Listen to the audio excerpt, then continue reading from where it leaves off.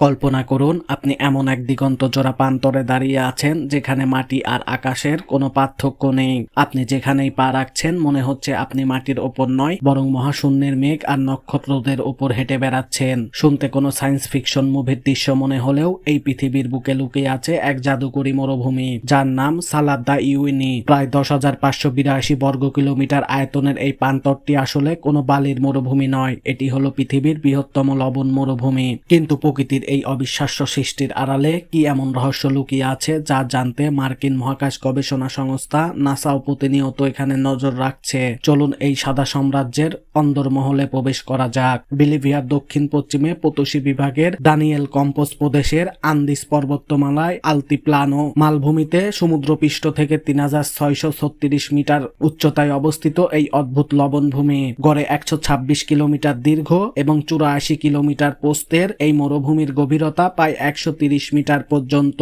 কিন্তু সমুদ্র থেকে এর উঁচুতে এত লবণ আসলো কোথা থেকে? ইতিহাস বলছে প্রায় 40,000 বছর আগে এই অঞ্চলে একটি বিশাল প্রাগৈতিহাসিক হ্রদ ছিল।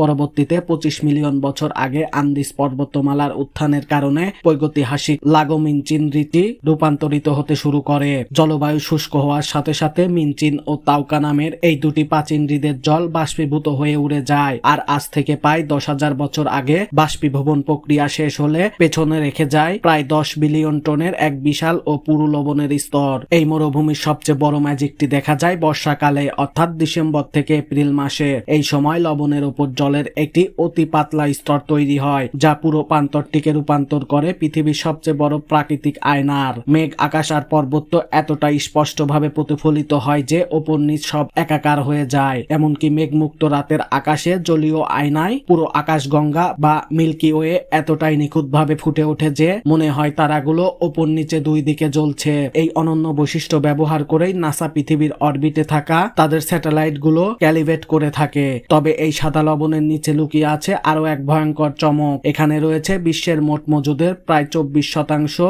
অর্থাৎ 21 থেকে 23 মিলিয়ন টন লিথিয়ামের এক বিশাল ভান্ডার যা আমাদের রিচার্জেবল ব্যাটারি তৈরিতে ব্যবহৃত হয়। তবে ভূতান্ত্রিক, পরিবেশগত ও রাজনৈতিক জটিলতার কারণে এখানকার লিথিয়াম উত্তোলন এখনো সীমিত।